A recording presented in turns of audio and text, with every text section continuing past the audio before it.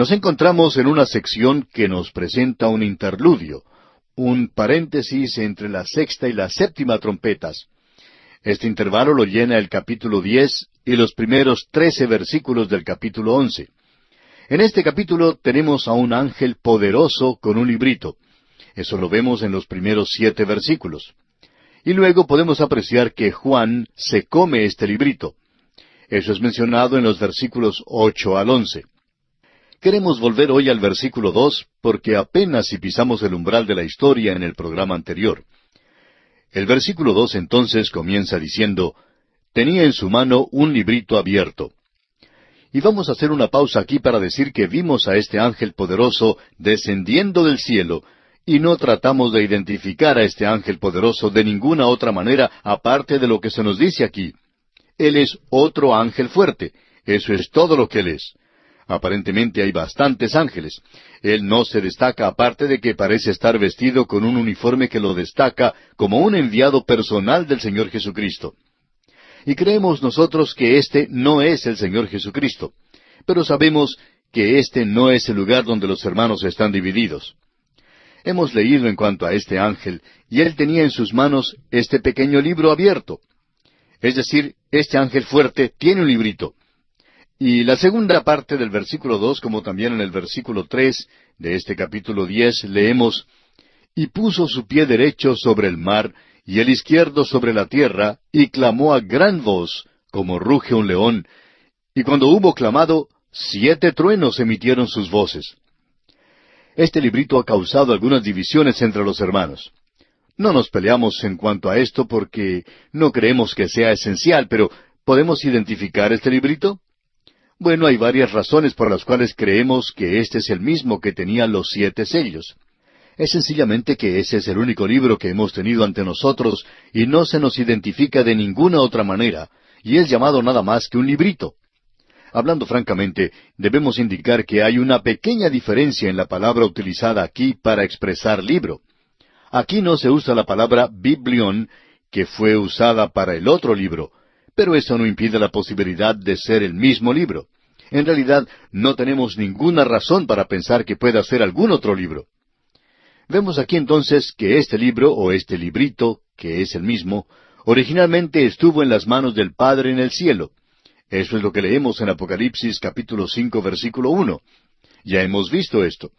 Y debemos destacar cómo esto es transferido en primer lugar a las manos perforadas por los clavos de Dios el Hijo.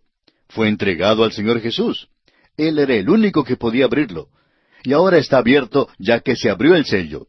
Eso abrió el libro, y esto es aún parte de lo que estaba en ese libro, las 7 trompetas. Ya se han abierto 6 de las trompetas. Luego, el Señor Jesucristo, después de haber quitado los sellos, Él a su vez transfiere este librito al ángel, quien finalmente lo da a Juan para que se lo coma. Este es el libro del título de propiedad de la tierra. Contiene los juicios de la gran tribulación, por medio de los cuales el Señor Jesucristo viene en poder. Este libro ahora está abierto y se muestran los juicios. Este libro es su autoridad para reclamar el mar y la tierra para Cristo. Es decir, que nosotros encontramos en la palabra de Dios aquí que Él coloca un pie en la mar y el otro sobre la tierra.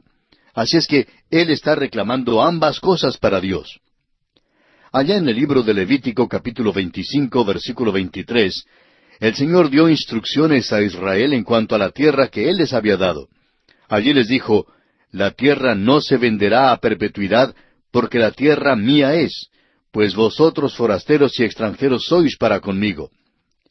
Hay algunas personas que opinan que ellos son dueños de bastante propiedad aquí en la tierra. Bueno, queremos decirle, amigo oyente, que usted no es el dueño.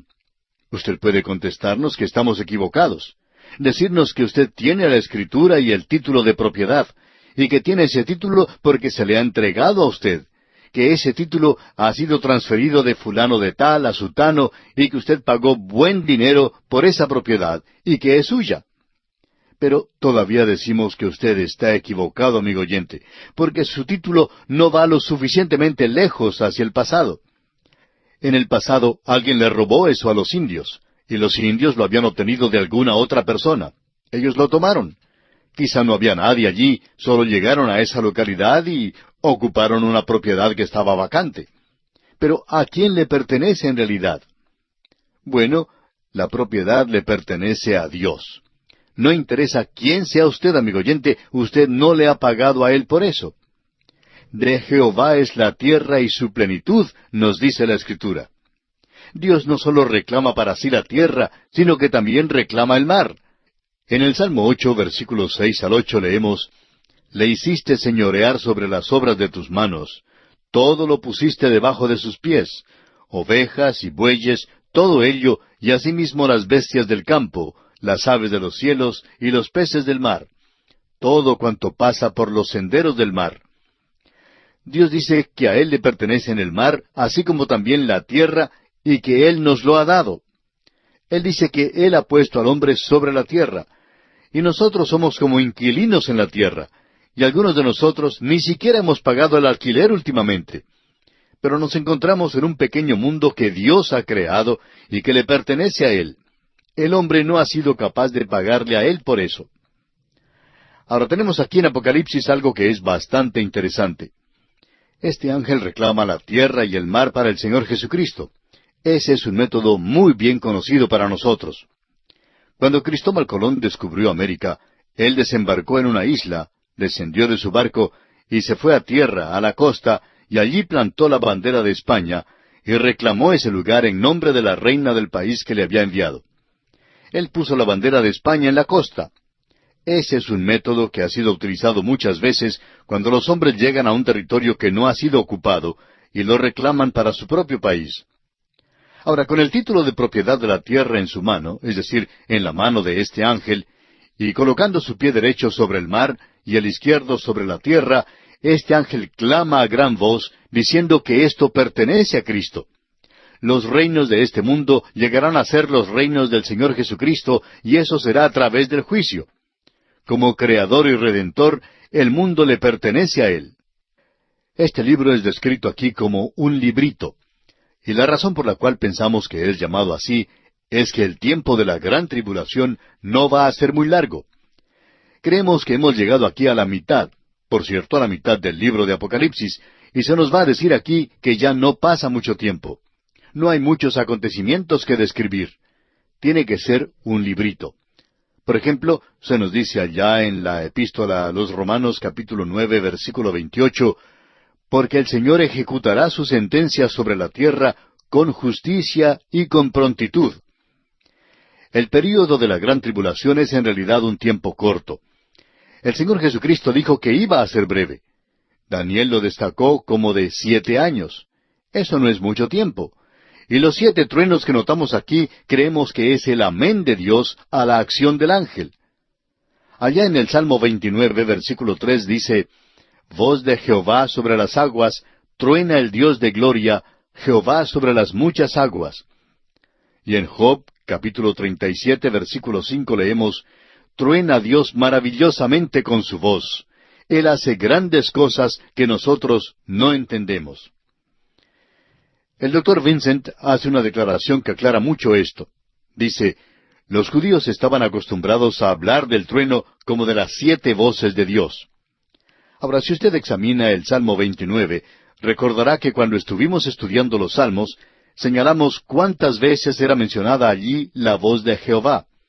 Es un salmo breve, pero ocurre allí 7 veces. La voz de Jehová, las 7 voces de Dios. Ellos hablan del trueno como la voz de Dios. Así es que esto es algo que podía ser bien comprendido por Israel. Es una lástima que nosotros no dediquemos el tiempo suficiente para descubrir lo que esto quiere decir, en lugar de tratar de arreglarlo y darle una forma para que pueda entrar y calzar bien en algún sistema de profecía. Esto nos hace recordar de una señora que fue a una zapatería y dijo que quería comprar un par de zapatos y describió la clase de zapato que quería.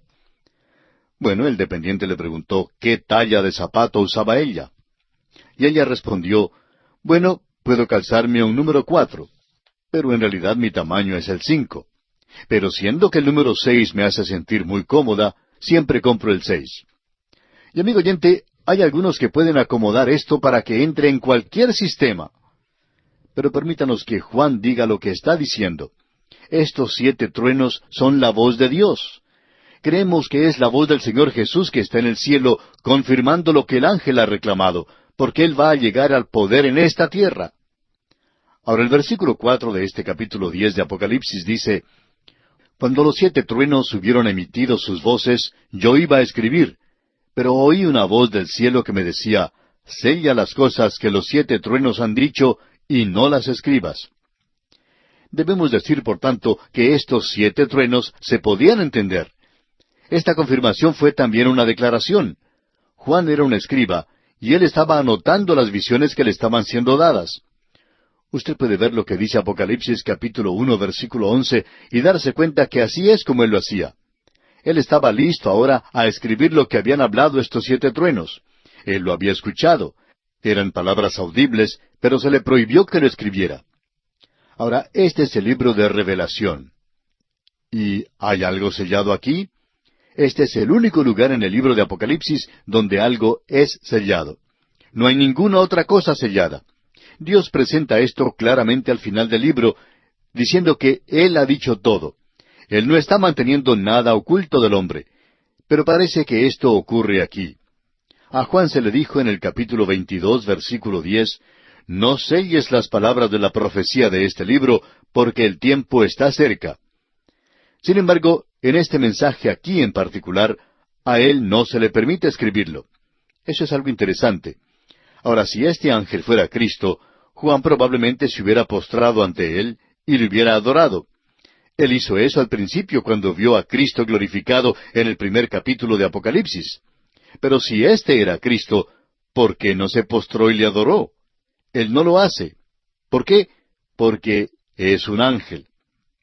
Ahora, es una mera suposición el presumir saber lo que hablaron los truenos. Ha habido personas que han salido con especulaciones fantásticas y hasta ridículas en cuanto a esto. Vitringa interpretó esto como 7 cruzadas. Es una insensatez. Dan Bus dijo que estas eran las 7 naciones que habían recibido la Reforma. ¡Qué disparate! Eliot hace de esto el objetivo del Papa contra Lutero. Esto no es cierto. Y varios de los cultos y sectas se han jactado de revelar las cosas que fueron pronunciadas. Y amigo oyente, el Señor Jesucristo le dijo aquí al ángel, séllalas. Y le dijo a Juan, no escribas esto. Y hasta el día de hoy esto ha permanecido en secreto. Y usted no puede saberlo, yo no puedo saberlo y nadie lo puede saber. Y si tratamos de decir que lo sabemos, pues nos vamos a poner en ridículo en unos cuantos años. Hay algunos que están tratando de decir que saben lo que es. Aún hoy algunos hacen eso. ¿Por qué no dejar esto como está y mejor sacar una lección de allí? Amigo oyente, aunque aquí se nos está revelando a Jesucristo, hay muchas cosas que Él no está diciendo. Hay muchas cosas hoy que Dios no está diciendo, y esto es importante de notar de nuestra parte. Bien, siguiendo con nuestra lectura en este capítulo 10 de Apocalipsis, leamos ahora los versículos 5 y 6. Y el ángel que vi en pie sobre el mar y sobre la tierra, levantó su mano al cielo, y juró por el que vive por los siglos de los siglos, que creó el cielo y las cosas que están en él, y la tierra y las cosas que están en ella, y el mar y las cosas que están en él, que el tiempo no sería más. Este ángel presenta claramente aquí que él no podía ser Cristo, ya que él está jurando aquí por el Creador eterno. Él levantó su mano al cielo y juró. Él juró por el Creador eterno, por el que vive por los siglos de los siglos. Ahora, si él fuera Cristo, él hubiera jurado por sí mismo, porque usted recuerda que el escritor de la epístola a los Hebreos dice en el capítulo 6, versículo 13, porque cuando Dios hizo la promesa a Abraham, no pudiendo jurar por otro mayor, juró por sí mismo. Él no podía jurar por ninguna otra cosa, porque no hay nadie que sea mayor que Dios. Ahora este ángel aquí juró por otro, no por sí mismo. ¿Por qué? Porque Él no es Dios. Él no es el Señor Jesucristo. Y el Señor Jesucristo es el Dios eterno. Allá en el Evangelio según San Juan, capítulo 1, los primeros 2 versículos leemos, En el principio era el Verbo, y el Verbo era con Dios, y el Verbo era Dios. Este era en el principio con Dios. El Señor Jesucristo mismo dijo lo siguiente allá en el capítulo 8 del Evangelio según San Juan, versículo 58. de cierto os digo, antes que Abraham fuese, yo soy. Y Cristo es el Creador. Escuche lo que se dice de Él en el capítulo 1 del Evangelio según San Juan, versículo 3. Dice, todas las cosas por Él fueron hechas, y sin Él nada de lo que ha sido hecho fue hecho. Y el apóstol Pablo en su epístola a los Colosenses, capítulo 1, versículo 16, dice, porque en Él fueron creadas todas las cosas, las que hay en los cielos y las que hay en la tierra, visibles e invisibles, sean tronos, sean dominios, sean principados, sean potestades, todo fue creado por medio de Él y para Él. Así es que el ángel jura en el nombre de Cristo, quien está en el cielo, y como el representante de Cristo, él reclama todo para Cristo. En la última parte de este versículo 6, deberíamos aclarar que indica que ya no habrá más demora. No queremos entrar aquí en detalle, solamente queremos señalar lo que el ángel en realidad está diciendo. Esta es una declaración alegre, agradable del cielo a los santos de Dios que están en la tierra y que están en medio de todo este problema. ¿Cuánto durará? El significado es que el tiempo ahora es muy breve antes de que regrese Cristo. Esto confirma las palabras pronunciadas por Cristo mismo en el discurso del Monte de los Olivos, cuando dijo allá en el capítulo 24 del Evangelio según San Mateo, versículo 22, «Y si aquellos días no fuesen acortados, nadie sería salvo. Mas por causa de los escogidos, aquellos días serán acortados».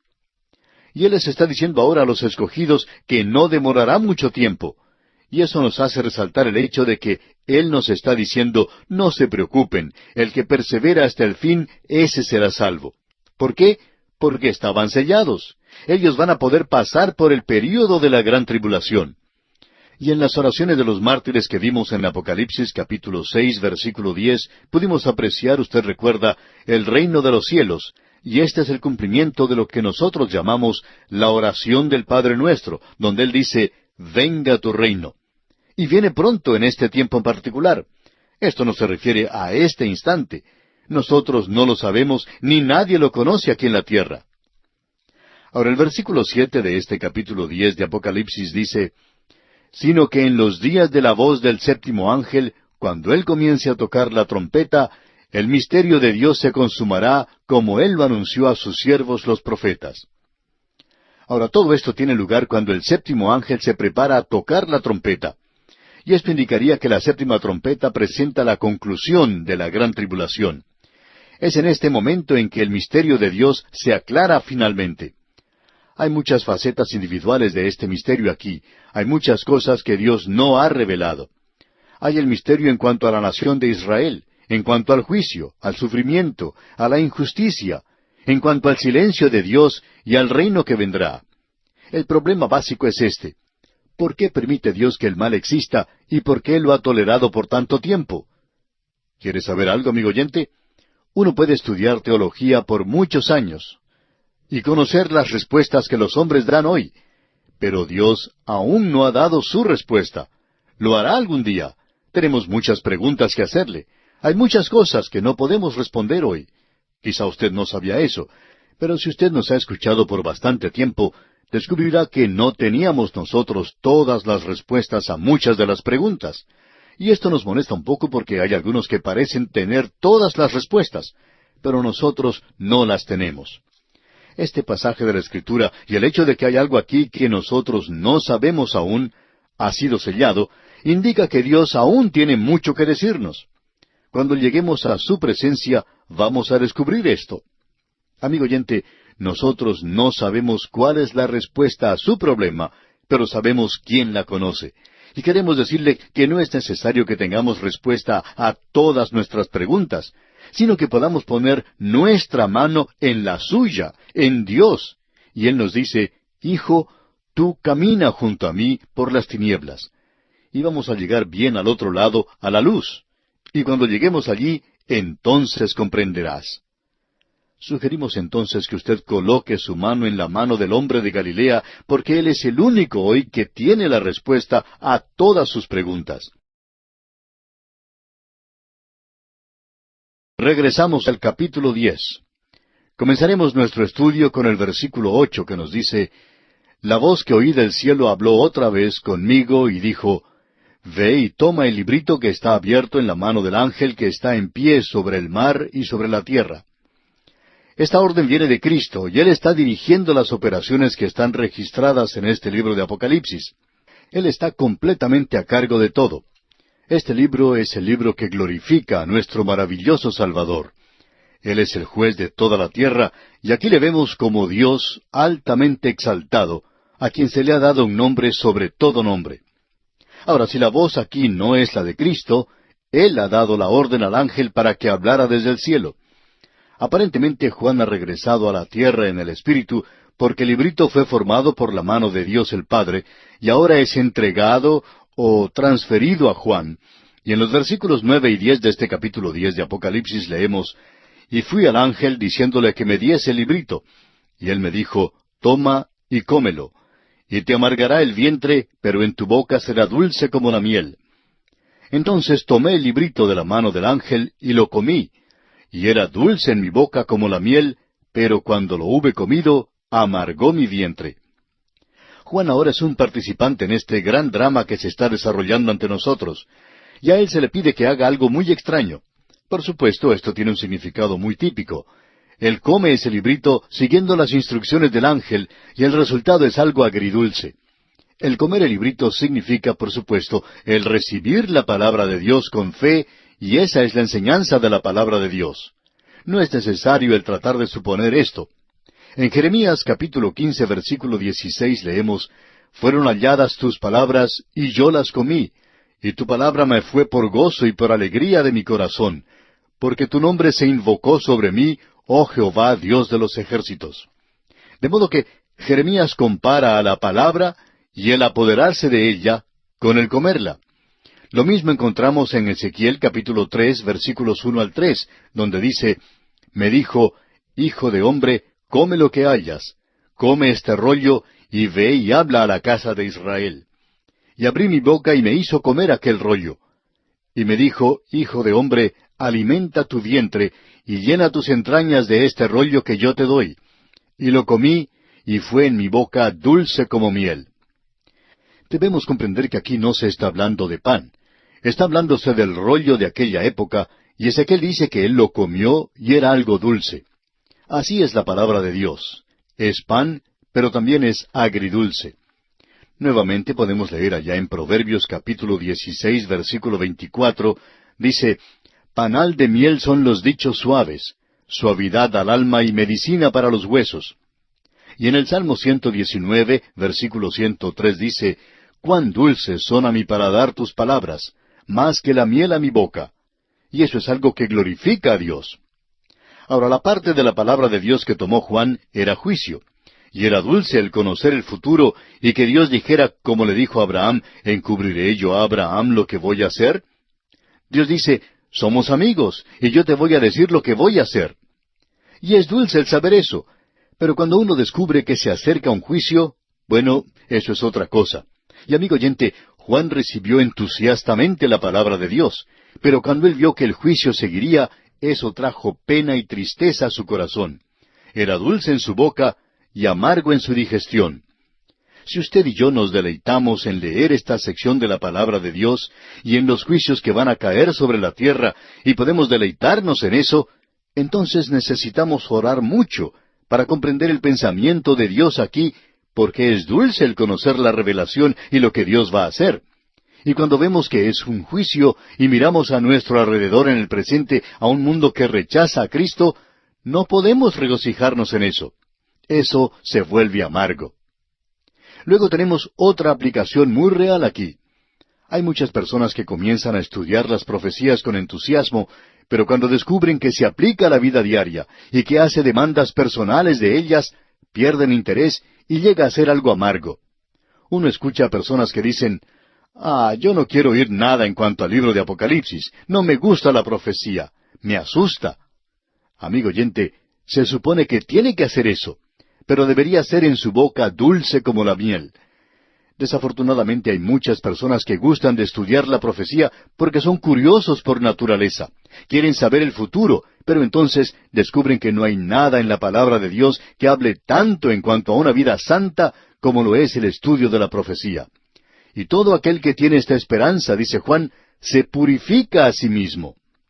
Usted no puede vivir una vida sucia y ser un estudiante de la profecía. Sería algo anormal si eso es cierto. Y esa es la razón por la cual tenemos tantas cosas anormales hoy en la profecía. Porque la palabra de Dios no está dando resultado en el corazón de los hombres y en la vida de muchos hombres. Y es desafortunado que muchas personas se interesen en la profecía, pero no en la forma cristiana de vivir.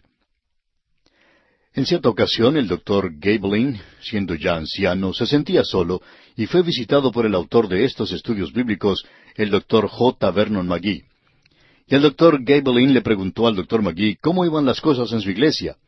Y el doctor McGee le respondió que estaban bien, que le gustaban mucho. Pero le contó que había algo extraño allí, algo bastante común en todas las iglesias, pero que él no lo había notado antes. Él decía que uno podía enseñar el libro de Apocalipsis en la iglesia, y ésta se podía ver colmada, aunque fuera un miércoles por la noche.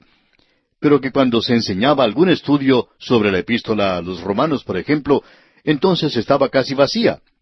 Y eso es cierto, amigo oyente. No hay muchas personas interesadas en eso. Y la respuesta que el doctor Gaebelein le dio al doctor McGee fue, hermano, usted va a descubrir que muchos de los santos están más interesados en el anticristo que en Cristo. Eso también lo he descubierto yo. Bien, continuemos con este capítulo 10 de Apocalipsis, y leamos ahora el versículo 11 que dice, y él me dijo, es necesario que profetices otra vez sobre muchos pueblos, naciones, lenguas y reyes. Podemos estar seguros de una cosa, y es que Juan estaba completamente integrado. Él creía que todas las naciones y todas las gentes, todas las lenguas, todas las razas, deberían escuchar la palabra de Dios. Pero ellos necesitan escucharla porque necesitan ser advertidos del juicio que se acerca. Y que si ellos pasaban a través del período de la gran tribulación, descubrirían que ese no era el milenio, sino que era todo lo opuesto. Entonces pensarían que ellos habían entrado al mismo infierno. Por lo tanto, esta parte hace entristecer a Juan. Esa es la razón por la cual este libro resultó amargo para él. Era necesario que él profetizara a muchos antes de que Cristo viniera en su reino. Y seguirá mucha profecía. Amigo oyente, aún no hemos llegado a la mitad de este libro, y la profecía contra las naciones y las gentes es necesaria. Es un juicio que se acerca. Así es que una nueva serie de profecías comenzará en el capítulo 12, y allí se revelará el hecho de que aún habría mucho que decir. Creemos que el estudio de la profecía tendrá un efecto o resultado muy definido en su día. O lo llevará a usted más cerca de Cristo, o le separará a usted más de Él. Y con esto llegamos al capítulo 11 de Apocalipsis, y aquí el tema continúa con este paréntesis o interludio al principio, y luego entonces encontramos que se toca la séptima trompeta. Aquí podemos ver que restan 42 meses del tiempo de los gentiles, y que hay 2 testigos que profetizan en este período. Y ese es el tercer ay. Y ahora se va a tocar la séptima trompeta. Eso lo encontramos todo en este capítulo, y lo hemos dividido de la siguiente manera. La fecha de la conclusión del tiempo de los gentiles en los primeros 2 versículos. Luego, en los versículos 3 hasta el 12, tenemos la duración de la profecía de los 2 testigos. Después, en los versículos 13 y 14, tenemos la condena del segundo ay, y el gran terremoto, y que se toca la séptima trompeta. Aquí tenemos el tocar de la séptima trompeta, la gran tribulación, y la apertura del templo en el cielo. Eso lo veremos en los versículos 15 al 19. Esto nos hace regresar al terreno del Antiguo Testamento. Aquí veremos al templo. Estaremos tratando aquí con períodos que no tenían que ver con la iglesia, y se hace una diferencia entre los judíos y los gentiles, lo cual indica que estamos otra vez en la época del Antiguo Testamento. Ahora, cronológicamente, la séptima trompeta nos lleva al regreso de Cristo, al fin del período de la gran tribulación. Ya vamos a poder apreciar esto. Vamos a seguir avanzando en este texto. Así es que en los primeros 2 versículos tenemos la fecha para el fin o la conclusión del tiempo de los gentiles. Esto no tiene nada que ver con la iglesia. La iglesia ya ha partido. La iglesia ya no está en la tierra en este momento. Veamos entonces los primeros 2 versículos de este capítulo 11 de Apocalipsis.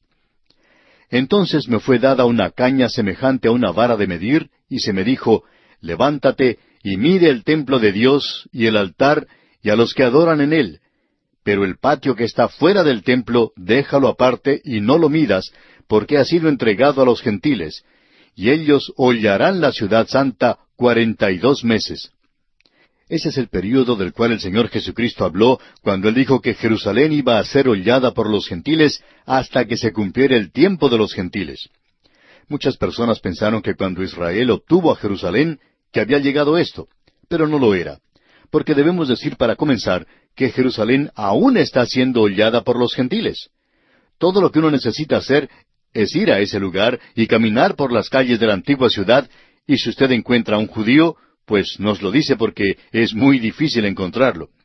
Allí hay personas de todas las otras razas, grupos cristianos de muchos lugares visitando los lugares sagrados en la antigua ciudad de Jerusalén. Así es que Jerusalén está siendo hollada ahora.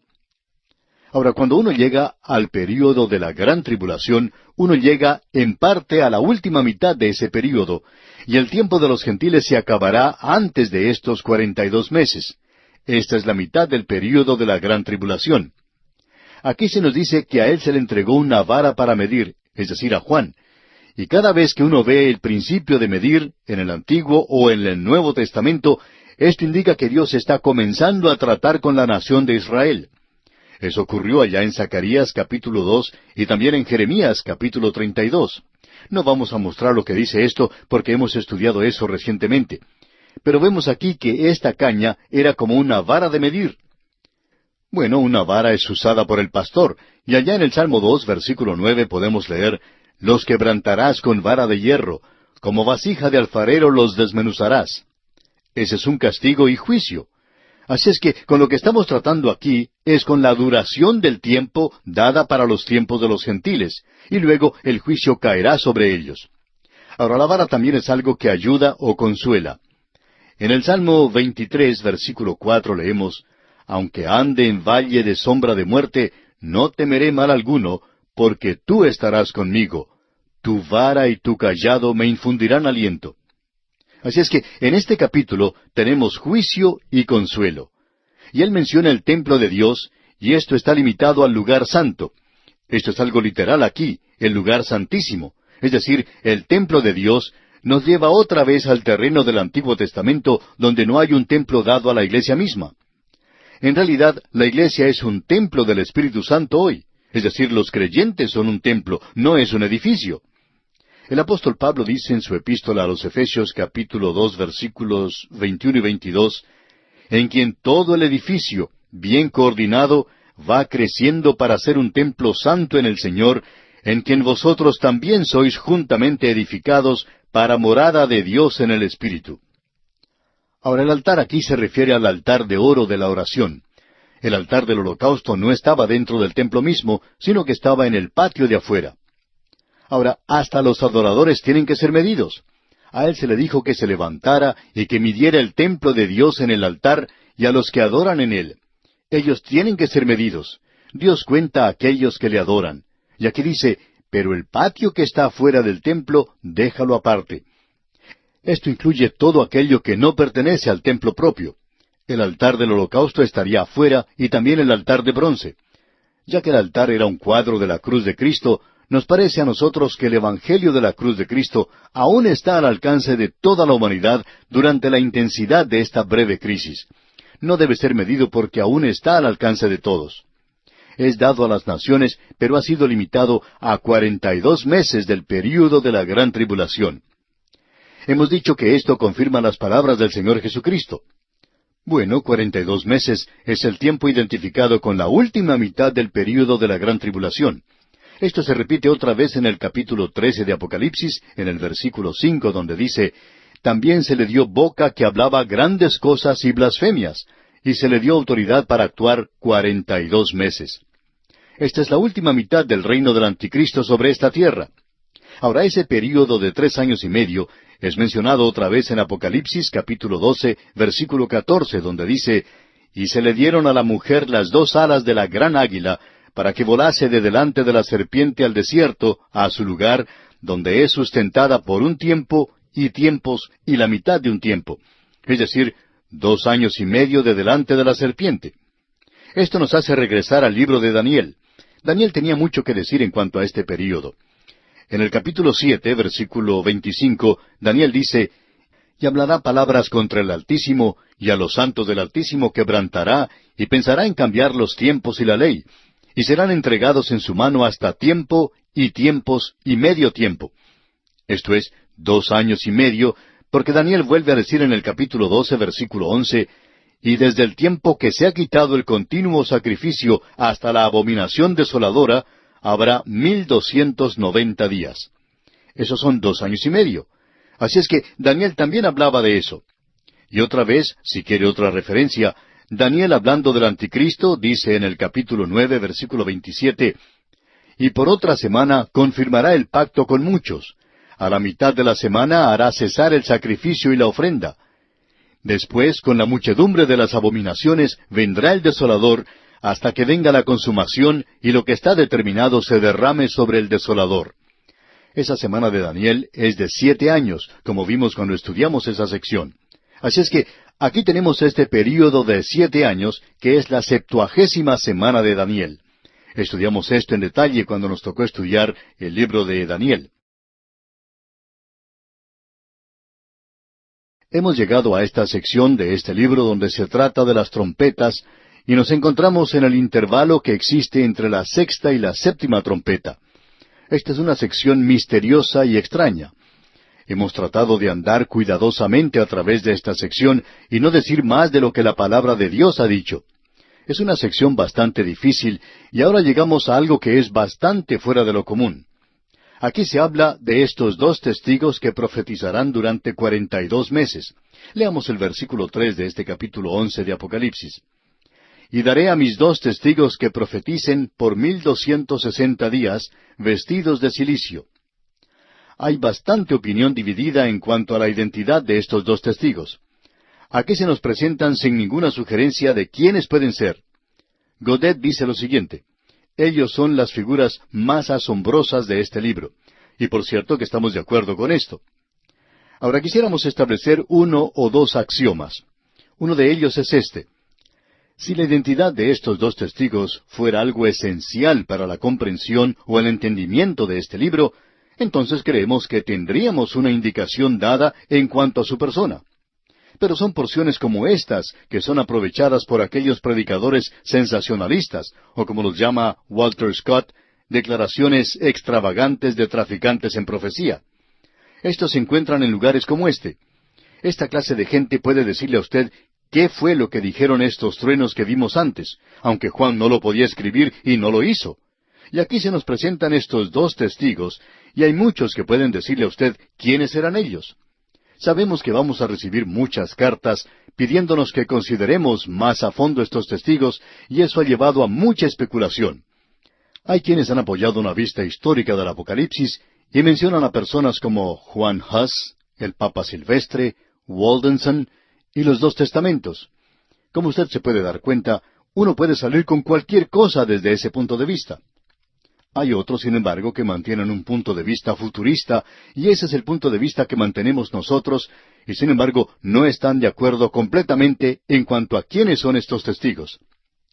Sis y Govet dicen que eran Enoc y Elías. Y el Evangelio de Nicodemo dice lo siguiente: «Yo soy Enoc, quien agradó a Dios y fue arrebatado por él».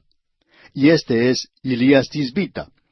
Nosotros viviremos hasta el fin de las edades, pero entonces vamos a ser enviados por Dios para resistir al anticristo y ser muertos por él, y a resucitar después de 3 días, y a ser llevados a las nubes para encontrarnos con el Señor.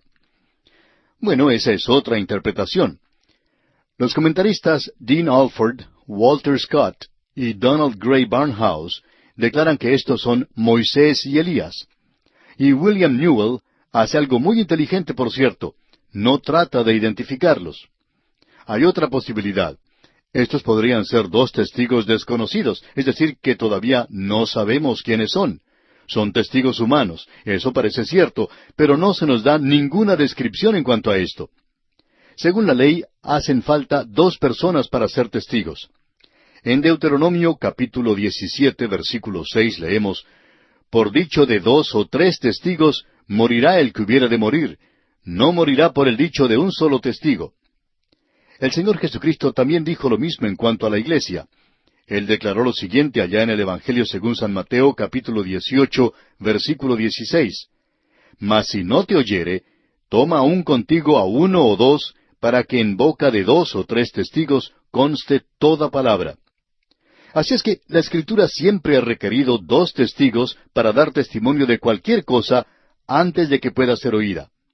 Así es que podemos decir en definitiva que estos son seres humanos y que son 2. Esas son 2 cosas de las cuales estamos seguros. Ahora nos parece que es cosa segura el decir que Elías es uno de ellos, ya que su regreso fue profetizado. Allá en Malaquías capítulo 4, versículo 5 dice, «He aquí yo os envío el profeta Elías antes que venga el día de Jehová grande y terrible». Luego el Señor Jesucristo dijo allá en el capítulo 17 del Evangelio según San Mateo, versículo 11, respondiendo Jesús les dijo, «A la verdad, Elías viene primero y restaurará todas las cosas». De modo que parece ser que Elías es uno de ellos. Eso lo podríamos decir con cierto grado de seguridad. Pero, ¿qué en cuanto al otro? Bueno, en el versículo 4 se nos dice, «Estos testigos son los 2 olivos y los 2 candeleros que están en pie delante del Dios de la tierra». ¿Ha notado usted, amigo oyente, que esta era una de las expresiones favoritas de Elías? Allá en el primer libro de los Reyes, capítulo 17, versículo 1, leemos, «Entonces Elías Tisbita, que era de los moradores de Galaad, dijo a Acab, Vive Jehová, Dios de Israel, en cuya presencia estoy, que no habrá lluvia ni rocío en estos años, sino por mi palabra». Estos son 2 candeleros, son luces en el mundo. Y la presencia de Elías en el monte de la Transfiguración sugiere más aún esto. Pero para esto haría falta que el segundo testigo fuera Moisés, lo que es mucho más difícil de mantener. Después de todo, el monte de la Transfiguración no es el único punto de similitud. Quisiéramos hacer una sugerencia y eso es todo lo que es, una sugerencia nada más. No vamos a ser dogmáticos en cuanto a esto, ni queremos discutirlo. Sugerimos solamente que Juan el Bautista podría ser el segundo testigo. Él es el precursor de Cristo en su primera venida. Él es similar a Elías en la manera de presentar su mensaje, y estamos seguros que estos 2 se podrían llevar muy bien. Los 2 conocían muy bien lo que eran los oponentes a las fuerzas de las tinieblas, y lo que era tomar una posición por Dios contra fuerzas superiores. Ellos han tenido una preparación en el pasado. Juan el Bautista sería el testigo del Nuevo Testamento, mientras que Elías sería el testigo del Antiguo Testamento. Juan el Bautista en realidad no era parte de la iglesia, la esposa de Cristo, pero como él dijo, él era un amigo del esposo, pero no era la esposa, era un amigo del esposo. Nos parece improbable que Enoc pudiera ser uno de los testigos, ya que él era gentil, y el hecho de que él no murió no lo califica para esta función, porque cuando uno llega aquí a la gran tribulación, la iglesia ya ha sido trasladada, y algunos de ellos han sido trasladados sin morir. Podríamos tomar un testigo de esa multitud, quien quiera que ellos fueran. Así es que podríamos decir con cierta seguridad que Elías es uno de ellos, pero ¿quién es el otro? Es una suposición que cualquiera podría hacer. Ahora aquí se mencionan 1260 días. La característica destacada en cuanto a los testigos no es su identidad, sino el momento o el tiempo de su aparición. Esto es, según creemos nosotros, durante la primera parte o mitad de la gran tribulación, o de la última mitad, lo que tenemos aquí. Nos parece que debería ser la primera mitad porque ellos testifican hasta que aparece la bestia y luego mueren como mártires. Ahora están vestidos de cilicio y eso va mejor con el período de la ley que con el de la gracia. Eso es más apropiado para Elías y Juan el Bautista. Ahora los versículos 4 y 5 de este capítulo 11 de Apocalipsis dicen, Estos testigos son los 2 olivos y los 2 candeleros que están en pie delante del Dios de la tierra. Si alguno quiere dañarlos, sale fuego de la boca de ellos y devora a sus enemigos. Y si alguno quiere hacerles daño, debe morir él de la misma manera. Todo aquí está relacionado con el Antiguo Testamento. Aquí tenemos los candeleros y tenemos los 2 olivos. Eso nos lleva de regreso a Zacarías capítulo 4, ya que no hace mucho tiempo que estudiamos Zacarías, y entonces dijimos que era necesario conocer a Zacarías para comprender el libro de Apocalipsis. Y aquí tenemos un ejemplo de esto. Estos hombres eran los candeleros, son dos individuos. Allá en Zacarías capítulo 4 se habló de Josué y de Zorobabel. A ellos el Espíritu Santo les permitió mantenerse firmes contra dificultades insuperables. La explicación la encontramos en las palabras del versículo 6 del capítulo 4 de Zacarías, que nos dicen: Entonces respondió y me habló diciendo, Esta es palabra de Jehová a Zorobabel, que dice, No con ejército ni con fuerza, sino con mi espíritu, ha dicho Jehová de los ejércitos. Eso podríamos traducirlo como, no con músculo ni con cerebro, sino con mi ejército, ha dicho Jehová de los ejércitos. Podemos apreciar que el Espíritu Santo estará presente, y Él estará presente en el período de la gran tribulación. Ahora, estos dos testigos son una luz ante los poderes de las tinieblas. A estos hombres se les ha dado poderes milagrosos para hacer caer fuego del cielo. Están llenos del Espíritu Santo, y aquí también tenemos otra sugerencia a favor de Elías. Y Juan también hizo una declaración en cuanto a uno bautizando con fuego. Ahora, estos dos testigos son inmortales y son inmunes a todos los ataques hasta cuando su misión haya concluido. Amigo oyente, esto ha sido un mensaje para nosotros. Esto nos habla directamente a nosotros y nos toca donde vivimos. Da mucho ánimo el saber que los hombres de Dios son inmortales hasta cuando Él haya terminado su tarea con ellos. Estos hombres que se mencionan como testigos aquí son inmortales. Y así son los hombres de Dios hasta cuando Dios dé punto final a su actuación. Este es un pensamiento que nos da mucho consuelo hoy, y cuando Él haya acabado con ellos, entonces les sacará de la tierra. Ahora el versículo 6 de este capítulo 11 de Apocalipsis dice, Estos tienen poder para cerrar el cielo, a fin de que no llueva en los días de su profecía. Y tienen poder sobre las aguas para convertirlas en sangre, y para herir la tierra con toda plaga, cuantas veces quieran. Esto que se menciona aquí es lo que ha causado que ciertos hombres destacados elijan a Elías, porque él fue quien detuvo la lluvia. Y también a Moisés, porque él fue quien trajo las plagas a Egipto. Bueno, hay buen campo, pero cualquier cosa que se diga en cuanto a estos dos testigos es pura especulación. El caso es que a estos testigos se les dio autoridad sin límite. Ellos controlaban la lluvia sobre la tierra. Podían cambiar el agua en sangre. Por cierto que eso nos recuerda a Elías y a Moisés. Ellos también pueden herir. Ellos tienen el mismo poder que Cristo tendrá cuando Él regrese. Y eso lo veremos en el capítulo 19 de Apocalipsis, versículo 15. Cada plaga aquí sugiere las plagas que Moisés impuso sobre Egipto, pero las plagas aquí son en mayor cantidad, y también cuantas veces quieran. Eso revela la confianza que Dios ha colocado en estos siervos fieles suyos. Amigo oyente, Dios no puede confiarnos a usted o a mí con poder. Tampoco puede confiarnos dinero a algunos de nosotros. Ese es el caso conmigo. Y no nos ha confiado poder. Esa es la razón por la cual muchos hombres son sacados de sus cargos. Dios les quita de allí después de un período de tiempo, y el tiempo siempre está de su lado. ¿Por qué? Porque no puede confiar poder a los hombres, y es bueno que muchos de nosotros no lo tengamos.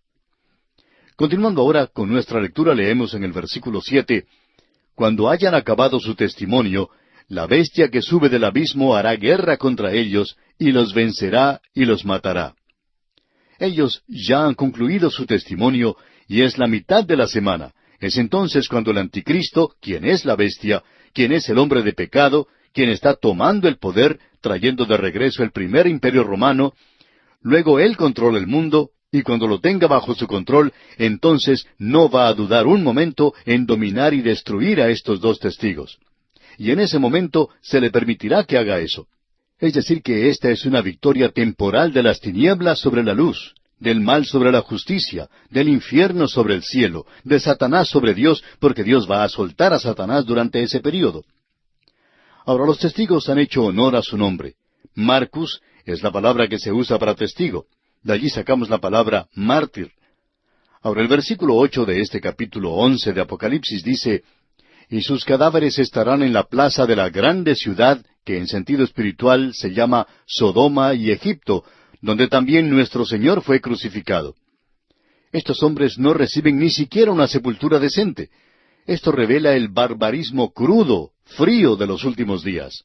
La gente tiene solamente una apariencia superficial de cultura, y eso es lo que ocurre con nosotros en el presente. El que sus cadáveres queden en la plaza de la ciudad sin ser sepultados es similar a lo que ocurre a las naciones donde permiten que algunos muertos famosos permanezcan a la vista del público hasta que sus cuerpos comienzan a deteriorarse. El extraño uso de los cuerpos así demuestra el odio y el desprecio que el mundo tenía por estos dos testigos. Nos tratan como animales muertos, y la gran ciudad es Jerusalén. Es comparada a Sodoma y a Egipto. Es llamada Egipto porque el mundo ha entrado a cada fibra de la vida social y política y es identificada definitivamente como Jerusalén por lo que dice la parte final de este versículo, donde también nuestro Señor fue crucificado. Ahora el versículo 9 dice, y los de los pueblos, tribus, lenguas y naciones verán sus cadáveres por 3 días y medio y no permitirán que sean sepultados. Amigo oyente, cuando el Señor Jesucristo fue crucificado, Pilato permitió a los amigos del Señor que quitaran su cuerpo de la cruz y le dieran una sepultura apropiada. Pero eso no ocurre con estos dos testigos, porque el mundo se verá sorprendido al oír que estaban muertos. Y algunos se mostrarían escépticos, y aparentemente tenían algo similar a una cámara de televisión, y por medio de satélites podría ser transmitida esa imagen a todas partes del mundo, así es que la gente en todas partes podrá ver a estos dos testigos muertos durante 3 días y medio. La curiosidad morbosa de una sociedad impía se regocijará en la oportunidad de contemplar a estos muertos. Pensamos nosotros que esta es la peor ignominia que un mundo depravado puede desatar contra hombres que los han denunciado a ellos y a sus malos caminos. Quizá los testigos han profetizado su resurrección, no se nos dice eso. Pueden haberlo hecho, y para evitar la posibilidad de otra tumba vacía, no hubo sepultura. Sencillamente se les deja allí afuera, y se mantiene la cámara de televisión sobre ellos. Todas las compañías de televisión tienen sus cámaras enfocadas en los cuerpos de estos hombres. Y veamos lo que ocurre. Leamos el versículo 10 de este capítulo 11 de Apocalipsis. Y los moradores de la tierra se regocijarán sobre ellos y se alegrarán, y se enviarán regalos unos a otros, porque estos dos profetas habían atormentado a los moradores de la tierra. Estaban celebrando como un gran carnaval en la tierra. Una gran celebración tiene lugar en la tierra y el mundo ha adoptado la filosofía de comamos y bebamos que mañana moriremos. El comentarista Dr. Newell lo describe de la siguiente manera. Aquí se presenta la verdadera revelación del corazón del hombre. Avaricia, enajenación, inhumano, brutal, infernal. La humanidad entera se regocija por la muerte de estos hombres. Y ellos envían regalos los unos a los otros. Hacen de esto una hermosa ocasión, porque esta es la Navidad del diablo, una celebración moderna de Navidad que hoy se aparta cada vez más del nacimiento de Cristo y se acerca cada vez más al paganismo. Y llegará el día cuando será antinavidad. Ya casi es eso hoy. Aquí tenemos la celebración de lo que el anticristo ha hecho, en lugar de celebrar la venida de Cristo a Belén. Hasta aquí el comentario del Dr. Newell. Ahora pasan 3 días y medio, y entonces sucede algo. El versículo 11 de este capítulo 11 de Apocalipsis dice, pero después de 3 días y medio entró en ellos el Espíritu de vida enviado por Dios, y se levantaron sobre sus pies, y cayó gran temor sobre los que los vieron. Amigo oyente, mientras el mundo está celebrando lleno de júbilo la muerte de estos testigos, y las cámaras de televisión están enfocadas sobre sus cuerpos, los testigos se ponen de pie. Y todas las compañías de televisión lamentarán el haber tenido sus cámaras enfocadas en ellos, porque en realidad no querían presentar las noticias tal como son. Y a propósito, esa es la palabra bíblica para resurrección. Se levantaron sobre sus pies. Ellos son los santos de la tribulación, quienes han tenido parte en la primera resurrección. Suponemos que en noticias como estas habrá alguno que quiere tomar ventaja sobre los demás, pero todas las cadenas de televisión han tenido sus cámaras enfocadas en esto. Y quizá para el momento en que esto suceda haya nuevos aparatos de televisión que hagan que la televisión de hoy parezca ser algo anticuado y fuera de lugar. Ahora el versículo 12 dice, y oyeron una gran voz del cielo que les decía, subid acá. Y subieron al cielo en una nube, y sus enemigos los vieron. Ahora ellos suben al cielo. En el versículo 11 tenemos la resurrección de los testigos, y en el versículo 12 tenemos la ascensión de los testigos.